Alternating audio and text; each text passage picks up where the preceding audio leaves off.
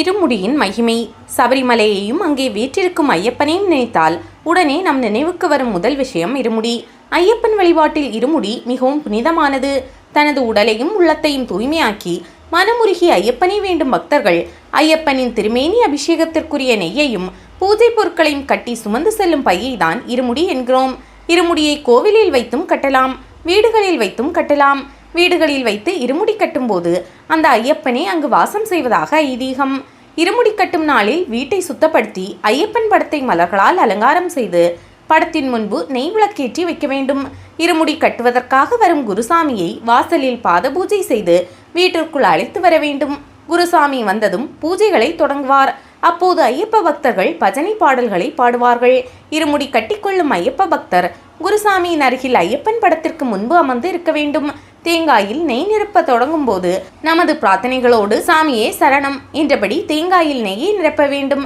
வீட்டில் யாராவது நெய் நிரப்ப விரும்பினால் அவர்களும் தேங்காயில் நெய் நிரப்பலாம்.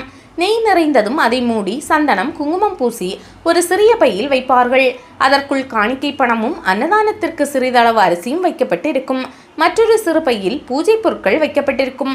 அதில் மஞ்சள் பொடி, பன்னீர், தேன், சந்தன வில்லைகள், குங்குமம், விபூதி, ஊதுபத்தி, சாம்பிராணி, கற்பூரம், பேரிச்சம்பழம், உலர்ந்த திராட்சை, முந்திரி, கற்கண்டு, அச்சுவெல்லம், அவல்பொரி, கடலை மிளகு, கல்லுப்பு, எலுமிச்சம்பழம், வெற்றிலை பாக்கு, பாசிப்பருப்பு, வளையல், கண்ணாடி, சீப்பு, ரவிக்கை துணி ஆகியவை இடம்பெற்றிருக்கும். முன்முடியில் அதாவது இருமுடியில் முன்பக்கம் இருக்கும் கட்டு நெய், தேங்காய் மற்றும் பூஜை பொருட்கள் வைத்து கட்டப்படும். பின்முடிக்குள் சபரிமலை தரிசனம் முடிந்து திரும்பும் போது 18ஆம் படி அருகில் உடைக்கவும் வீட்டின் முன்பு உடைக்கவும் 2 தேங்காய்களும் மற்றும் மாலை அணிந்தவருக்கு தேவையான பொருட்களும் வைத்து கட்டப்பட்டிருக்கும்.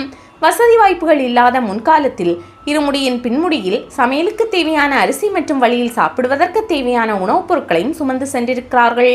இருமுடி கட்டி முடிந்ததும் வீட்டில் நம்மால் முடிந்த அளவு அன்னதானம் வழங்கலாம்.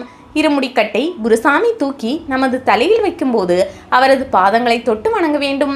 தலையில் இருமுடியை சுமந்ததும் வீட்டு வாசலில் தேங்காய் உடைத்துவிட்டு திரும்பி பார்க்காமல் தலையில் இருமுடி கட்டும் மனதில் ஐயப்பன் நினைவுமாக புனித யாத்திரையை தொடங்க வேண்டும்.